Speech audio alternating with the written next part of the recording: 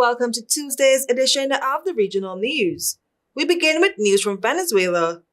Venezuelan security forces are targeting those who they say committed violent crimes during recent protests over the disputed election in an operation informally called Knock Knock that advocacy groups say has left protesters fearful. Security forces are working intensely to capture protesters, including minors who they said are not being provided with lawyers and who have in some cases been charged with terrorism. President Nicolas Maduro and other officials have touted Knock Knock as a means of targeting those behind violence at the protests. Maduro told supporters on Saturday that some 2,000 people had been arrested during the protest. US-based Human Rights Watch has reported at least 20 people have been killed.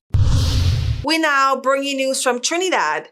The cabinet will not take a position on Venezuela, nor will the Prime Minister make any pronouncements.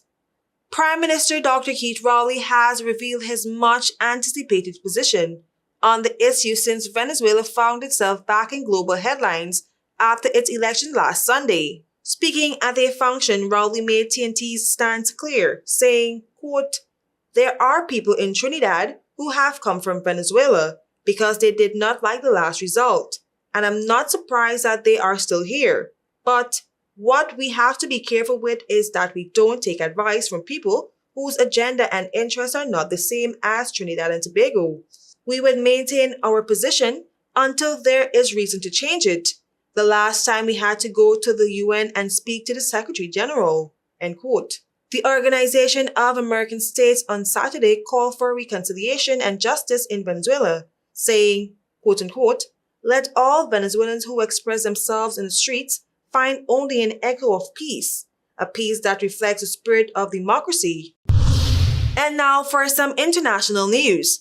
A Chinese state-owned enterprise on Tuesday successfully placed 18 satellites into orbit, state broadcaster CCTV reported, as China seeks to create its own version of US firm SpaceX Starlink network.